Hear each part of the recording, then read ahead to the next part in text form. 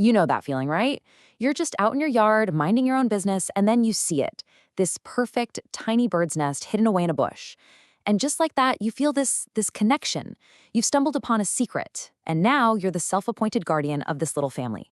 And this quote it hits the nail on the head, doesn't it? You go from zero to neighborhood bird bodyguard in about 5 seconds. All of a sudden, every squirrel is a potential suspect, and every crow is a threat. You are all in. But here's the tough question we have to ask. Even with you on watch, is that peaceful little scene truly safe? The reality is, that nest you're so carefully watching is often in a lot more danger than you can see. Okay, so let's get right into it. When we think about dangerous to baby birds, we usually think of things like bad weather, right? Or maybe not enough food. But the truth is, the #1 reason most baby birds don't make it out of the nest is predation. And it always starts with so much hope.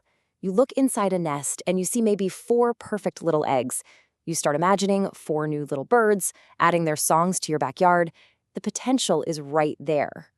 This is the shocking statistic.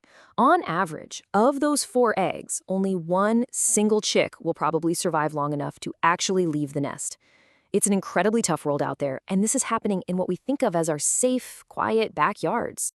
So who exactly is responsible for this? Who are these predators that turn our yards into such a challenge for nesting birds? Well, you might be surprised at who's on the list.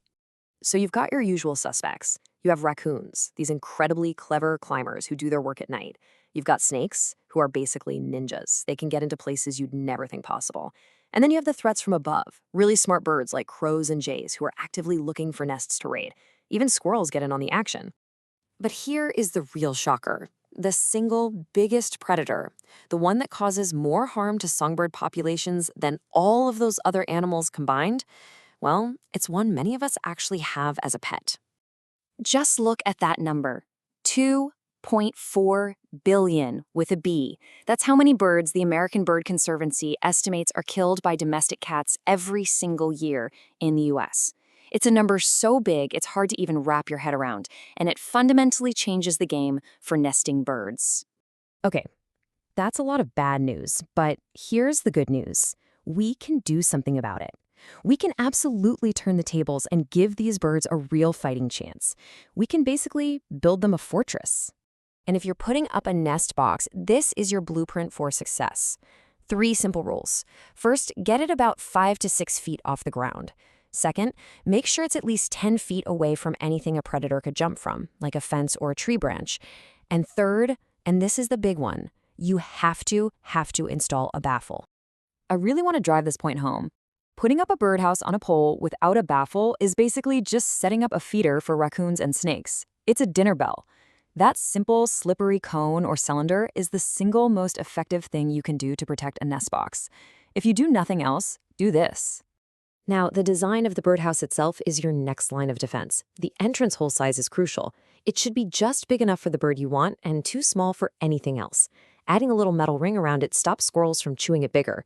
And a nice, deep design means a raccoon can't just reach in and grab the babies. All right, so that covers nest boxes. But what about the rest of your yard? There are some really simple habits we can all adopt that make a huge difference for nesting birds everywhere. So let's talk about cats again and bust a common myth. That little bell you put on a cat's collar? Yeah, it doesn't really work. Cats are smart. They learn to move without making it jingle. What actually has been shown to be effective are things like a cat bib. It's a piece of fabric that hangs from the collar and gets in the way of their pounce. Or even motion-activated sprinklers that create a harmless but effective no-go zone. And there's more easy stuff, too. Using a smooth metal pole for feeders or houses is a great idea. Just tidying up the landscaping near a nest can remove ambush spots for predators. And a really big one is just to hold off on any major pruning or using lawn chemicals during the peak nesting season, which is roughly March through July. Okay, now we need to talk about a very specific scenario that I'm sure many of you have encountered. You find a baby bird on the ground. Your heart sinks and your first instinct is to rescue it. But believe it or not, sometimes the best help is no help at all. To understand why, you have to know the different stages. After a couple of weeks in the nest as a nestling, a baby bird enters what's called the fledgling stage. This is the key. They intentionally leave the nest before they can actually fly properly. It looks like they're in trouble, but it's a totally normal and necessary part of growing up. So let's be crystal clear. A fledgling on the ground is not abandoned. Mom and dad are nearby, they are watching, they are feeding it, they are teaching it. The absolute best, kindest thing you can do is to leave it alone. Keep your distance and please, please keep your pets inside. Your presence can actually attract predators right to that spot.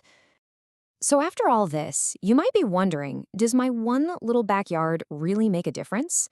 And the answer is a resounding yes. Every single one of these small actions adds up to protect the next generation. And let's be really clear about the goal here. This isn't about waging war on native predators like raccoons or snakes. They're a natural part of the ecosystem.